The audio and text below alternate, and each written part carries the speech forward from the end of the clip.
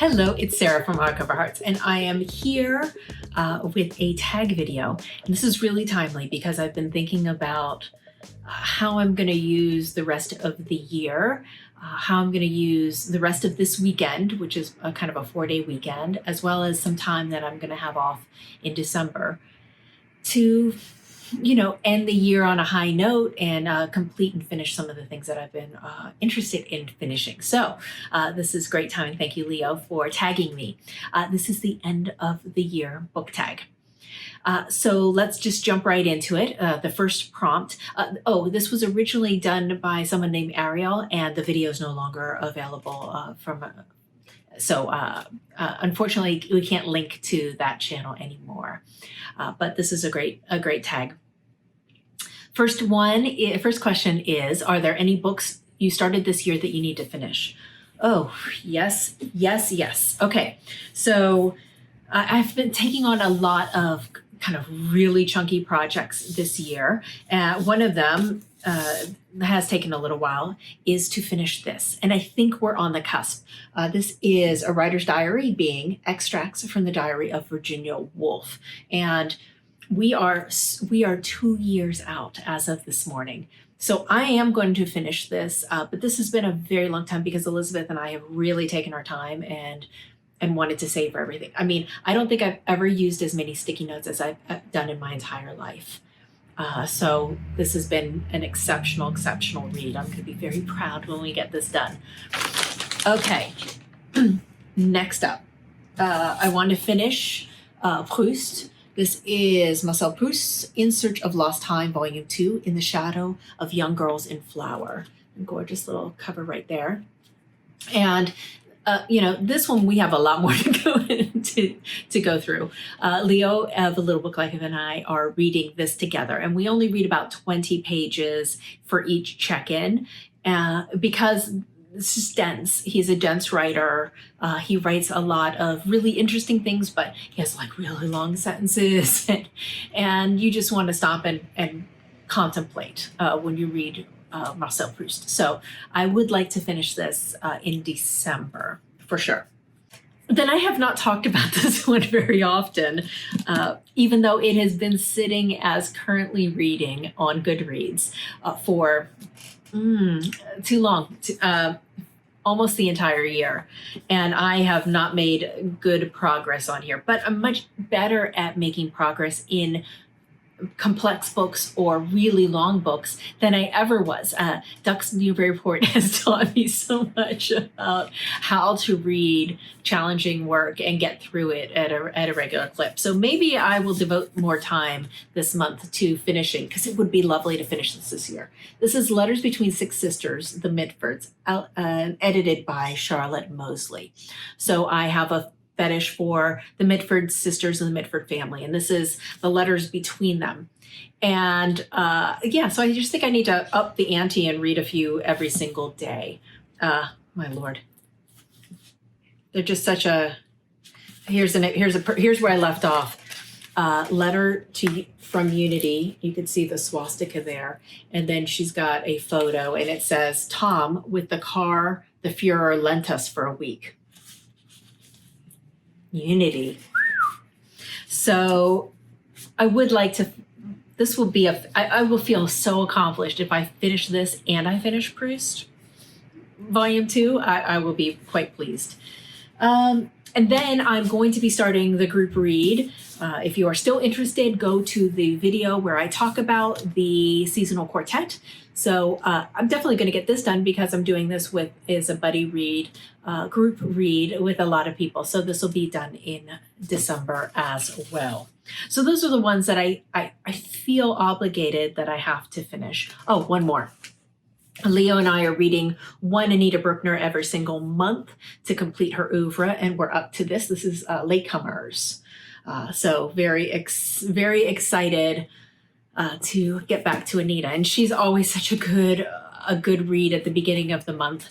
So that will all be done in December. Next is, do you have an autumnal book to transition into the end of the year? I am one of those people that likes kind of those gothic-y, high atmosphere in winter, from autumn to winter. And I just recently finished The Silent Companion by Laura Purcell. And that was a fun read, even though plot holes to drive a truck through. Didn't really have staying power, but I like her style, so I'm going to give her another chance. And the corset I thought was fantastic. So I'm going to try Bone China, and this is another one of hers. So I might give this a go. I also have this, The Lost Ones, Some Houses Are Never at Peace by Anita Frank. Look at that gorgeous cover. So this is also something that might get read. This one is absolutely going to get read because I found out that it's a mystery, and so it fits one of the prompts for the Cloak and Dagger Christmas, which I love Cloak and Dagger Christmas. It is so fun. I need to spend time with the prompts and see if I can figure it out, but just the idea of reading as many mysteries as you can in December just makes my heart a flutter. So the fact that this is both kind of gothic-y and a mystery might mean that I start this one first. So that I'm looking forward to those. Then, is there a new release you're still waiting for? I mean, not really. I feel like I've got a lot of new releases that I've been collecting, but there's nothing that I'm anticipating it to be released in December that I'm looking forward to. This one leads into the next question. It says, what are 3 books you want to read before the end of the year? Well, this is me, so I have more than 3 books. So here are 3. These are all my Book of the Month Club picks that I have yet to read. First is Transcendent Kingdom by Ya Jassy. I think she's exceptional. I absolutely adored her last book, and I'm that's Homegoing, and I'm looking forward to reading this one. I have not had a chance to get to Luster yet, and this is not a very long book, but I hear this packs a wallop, a good contemporary fiction book. And then this came last month, Memorial. This is by Brian Washington, and I've heard amazing things about this, so I want to read all of these.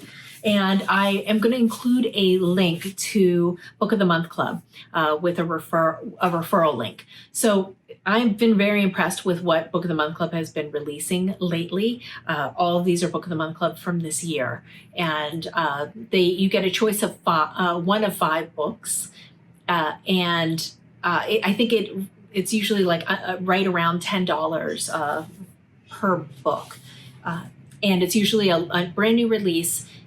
I have discovered so many great authors that way, and it's just really nice to get a brand new hardcover arriving every month. And if you don't like any of the choices, you can skip, which I have been known to do, and you can also do add-ons for around that same price, and so that ends up being a good deal. And I found a lot of books in the add-on section that they have a relationship with and have bought, but they weren't released in the new releases.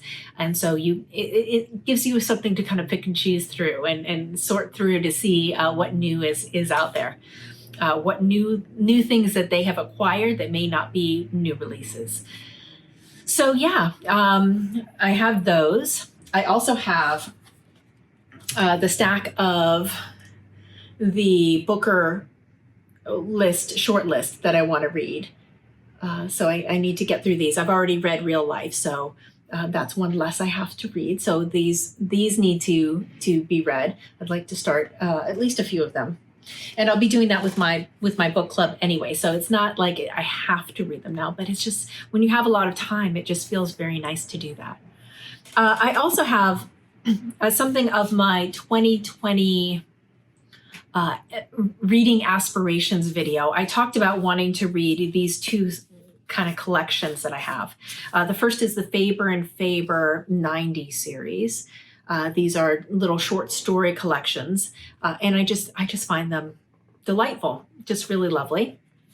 And so I have a few of these that I haven't had a chance to get to, specifically Adrian Tomine, who used to come into the comic book store that I used to work in ages and ages ago. Back in my youth, it was a comic book store on Heat Street that I worked at, and he used to come in, and he is exactly like his main protagonist in his comics.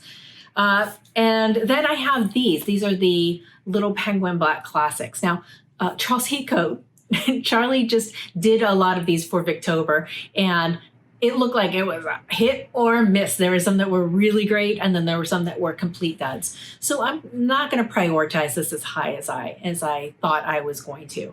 I haven't made any progress with these, so I think I should try to at least get a few of these read, since I own the entire collection and am woefully behind on trying to keep up with that. So those are, I'm trying to look around and see if there's anything else that I wanted to prioritize. That feels like a lot, a good number, and all the mysteries, of course. Next question is there a book you think could still shock you and become your favorite book of the year? I mean, sure. Sure. I don't know if a favorite of the year, I don't really stack rank my tops. I just kind of bucket them. So it could be in the bucket. Yes, of course. That's why read if you don't think it could be a potential favorite. That's the exciting part of it is not knowing what to expect and what's going to be coming. And then the last question is, have you already started making reading plans for 2021? Yeah, that's kind of my jam. That's what I love to do. So yes, I have already started making plans, and I'll probably put out a video later in December that solidifies it a little more. And it's usually not plans. If you follow me, you know I'm horrible with the TBR. Horrible. But I do like to have aspirations. I do like to be thoughtful in my approach. And it's worked out incredibly well. So an example, I really wanted to read, I had the idea that I wanted to read more of one author and just kind of really watch the progression of one author's oeuvre and as they worked through the different publications in order of publication. And while I thought I was going to be doing that with like Muriel Spark or Rachel Cusk or Deborah Levy, instead, I have done it with Anita Brookner, and it's been perfect. It's been exactly what I wanted to do, and to be able to do it with Leo has been a joy.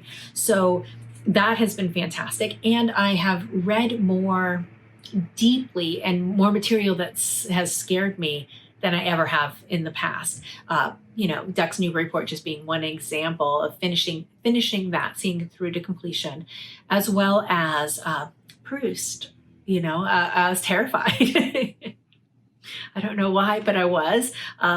Virginia Woolf. So I have a feeling that that Virginia Woolf is going to appear in my list for next year, because I am, now that I've read her diaries and I know her approach and how she thinks about what she's going to do. Now I want to see how she executed it. So that's quite exciting to me. Other than that, we'll see. I mean, I know one of the things I also wanted to do this year was to be a judge for the BookTube Prize, which I thought was such a fun thing to do this year. It gave me access to a lot of books I never would have read, some to better and some not. But the experience and the puzzle of reading and then stack ranking and talking about them in a critical way was wonderful. And I would highly encourage anybody who's even tempted to do something like this to give it a shot, especially if you are a booktuber, if you are a bookstagrammer or on a bookish Twitter. And if you're a commenter, so you don't only have to do content. But I know that Robert is still looking for judges for next year. And the goal really, or at least my goal for the BookTube Prize, I don't know if it's Robert's goal, but my goal is if we can sustain and get enough participation each year and build the number of judges that participate and kind of help spread the word, then we can get to a point where he feels comfortable from the pool of judges to add on a third genre, or category, I guess is a better way to say it. So the first category was fiction, second category was nonfiction, and now I would love to move into works in translation. So that would be books that were published in English of translated fiction.